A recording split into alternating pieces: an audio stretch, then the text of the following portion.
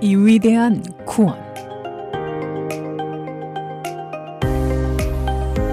크로스포인트 주니어 처치에서 전해드리는 이 시간, 담당의 Darin Pantley 형제입니다.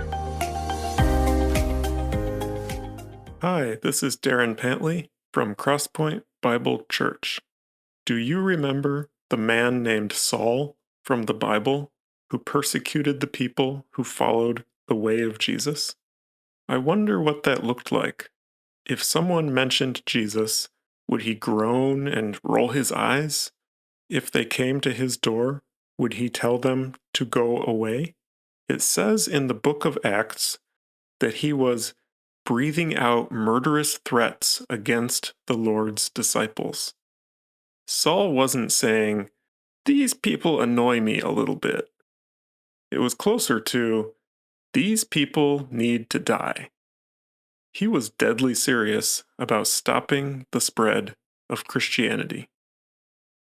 It says he went to the high priest and asked him for letters to the synagogues in Damascus, so that if he found any there who belonged to the way, whether men or women, he might take them as prisoners to Jerusalem. He wasn't just talking about how much he hated them. He was putting actions behind his words.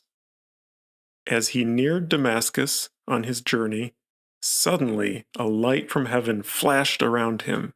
He fell to the ground and heard a voice say to him, "Saul, Saul, why do you persecute me?" Imagine what he must have been thinking at that moment. What's happening? Who's talking to me? Whoever they are, when did I ever persecute them? "Who are you, Lord?" Saul asked. "I am Jesus, whom you are persecuting," he replied. "Now get up and go into the city, and you will be told what you must do." The other people that were there with him could hear the conversation, but they didn't see anyone. They just stood there, speechless. Saul had only been a believer for a couple minutes, and he already had a wild personal testimony to share.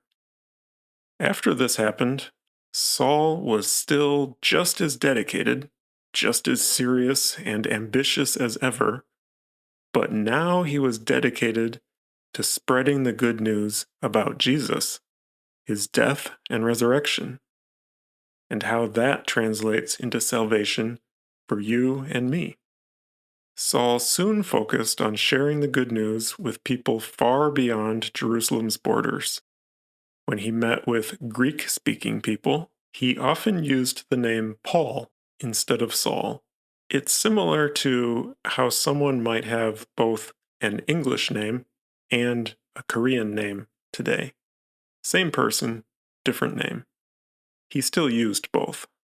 When Paul wrote to the churches of Galatia, recalling these early days of his missionary work, he said, "My immediate response was not to consult any human being. I did not go up to Jerusalem to see those who were apostles before I was, but I went into Arabia. Later I returned to Damascus.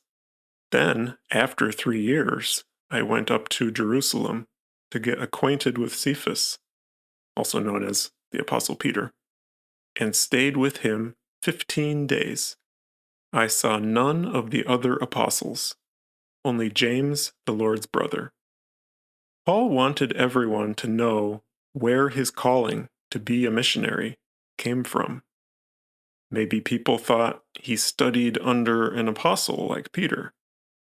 Paul pointed out he didn't even meet Peter for 3 years, and when he did, it was only for 15 days. Although Paul was well known for being an expert scholar of Judaism, it wasn't until he had a personal encounter with Jesus that he was able to fully understand the story of salvation from end to end. And once that happened, it transformed his life.